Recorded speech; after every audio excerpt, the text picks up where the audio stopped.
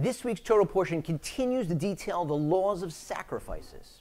We can't bring sacrifices nowadays because the temple isn't standing. But the rabbis tell us, actually, we can, because our prayers, our tefillos, take the place of and count as sacrifices. But 1 second. One of the laws regarding sacrifice is that before it was brought, the owner had to lean hands on the animal and think to himself, really, this should be me because I strayed because of my sins. It should be me feeling the blade against my neck. It should be my blood being offered. So how do we have that aspect of sacrifice when we pray? I heard a very interesting answer to that question. There's an old joke that if you want to start daydreaming, if you like to get distracted, just start praying. In moments, you'll be in a galaxy far, far away. There's a worse joke about the guy who's standing in front of his tefillin. They're half wrapped, and he stops and says to himself, wait a second, I don't remember. Did I just finish praying and I'm putting my tefillin away? Or did I not yet start praying and I'm about to put them on? That's a very bad sign.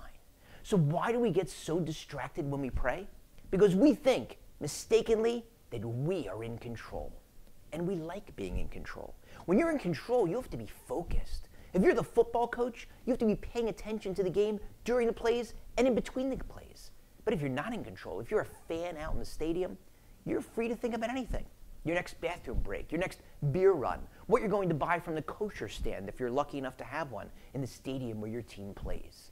And we've all had encounters with people in control with a little bit of power that like to exercise it, that like to show you that they're boss. A flight attendant, a hotel check-in clerk, a parking lot attendant, a police officer. I remember once years ago, I was pulled over by a police officer on my way into Manhattan, about to go through the Lincoln Tunnel. I said, officer, what did I do wrong? He said, you were driving in the bus lane. I said, officer, the sign says buses only during rush hour. It's 6:30 in the morning and there's no traffic. This isn't rush hour. He said, as far as I'm concerned, it's rush hour. And he wrote me a ticket. I went to court, tried to convince the prosecutor to drop the charges. No, you're going to pay it or you're going to try your case. I said, you know what? Let's try the case. Police officer testified that I went through the bus lane. I cross-examined him, showed him a picture of the sign. I said, officer, could you kindly show the judge where on this sign are approaching motorists told when the regulation goes into effect? Now the judge got into the act, interrupted the police officer before he could answer, and said, Mr. Rothenberg, let me ask you a question. Who's better at interpreting signs, you or a police officer? I said, Your Honor, respectfully, if a traffic sign requires interpretation, there's a problem with that sign. A few weeks later, thankfully, I got a letter from the court throwing the case out. So we've all been in that experience. We all know that we like control. And when we get it, we don't like to give it up. So when we pray, and we have so much on our mind, what if we can say the following to God?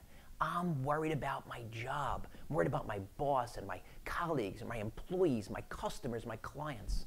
I'm worried about my home, my parents or my spouse, my kids. I'm worried about my health and the health of my loved ones. I have so much on my mind, but I realize after I do whatever I can do, the outcome isn't up to me. It's up to you because you're the boss. You're the king.